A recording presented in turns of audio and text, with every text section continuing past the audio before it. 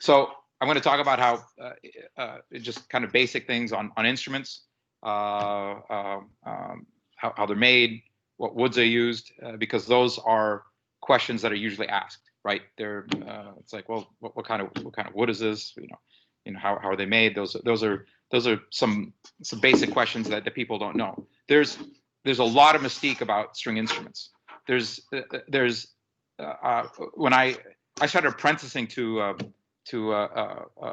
violin maker when I was 12 years old. So I've been doing this for a long time.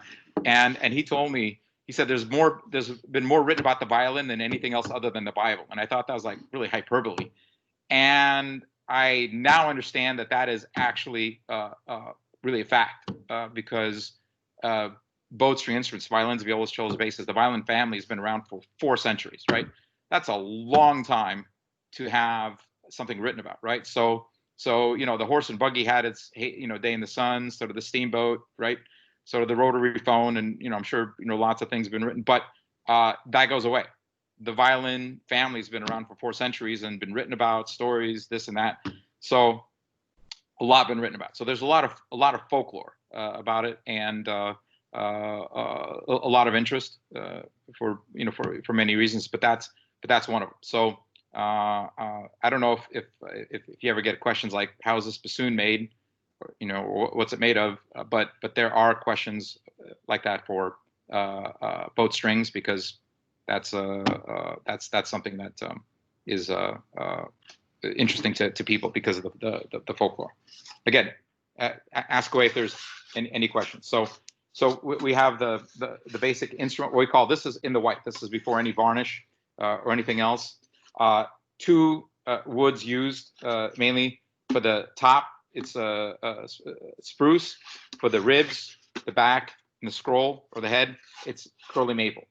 And the curly maple is curly. It's got the flames on it. That's the flame maple. It happens naturally in maple trees about 2% of the time.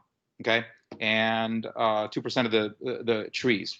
And nobody knows why that happens in 2% of the maple trees. You will not be able to even Google it, and there's no information on that. I've talked with a lot of people, and there was a forest ranger that gave me the best analogy, and he said he's seen trees that were growing normally, and not even maple trees, but other trees. And a couple of them that got hit by lightning on one side started growing curly at that point. And he says basically it's a reaction of the tree thinking it's under stress, because these curls make it stronger. So that way you can have the same thickness of wood, but it'd be stronger. Therefore, you can have a thinner maple, and it would vibrate better because it doesn't have to be as thick, because these flames make it stronger. So in essence, when a tree goes curly the entire time, that's a genetic gene in there that's saying that the tree's thinking it's under stress the entire time, growing curly. So it's in essence a gene that's mutated. And when I gave a talk, I had one of the kids said, that means you're using mutant wood. And I thought about that for a minute, and technically it was right. Every single violin has mutant wood in it, because that's a mutated gene that the maple tree thinks it's under stress and it grows curly. So that's kind of a fun fact. I don't tell that to clients, because that's a long explanation, and doesn't help a sale. But for kids, they think that's the coolest thing. To know that they're using instruments that has mutant wood. So that's basically the woods that are used in the instruments. We do have violin making videos on KRUTZ strings. So if you ever want to see how how the instruments are made, you could go to the YouTube channel, and we videoed how kind of process of instrument making. And on that one, there's actually lots of videos, people makers making instruments. So that's not a big secret. But we have KRUTZ videos on that as well. So after this instrument made in the white, we get put the varnish on. The varnish, that's the secret sauce, so to speak. So for instance, why we go from in the beginning the price ranges of the 100, 200, 300s, 400s, all the way to 600s. It's about the quality of workmanship and then quality of wood. Time they took to make the instrument that's making the higher and higher price. Once you get into the artisan instruments, those are instruments that when we take them in the white and we put our own varnish. Why that matters is because the varnish is what gives a huge amount of difference to the sound.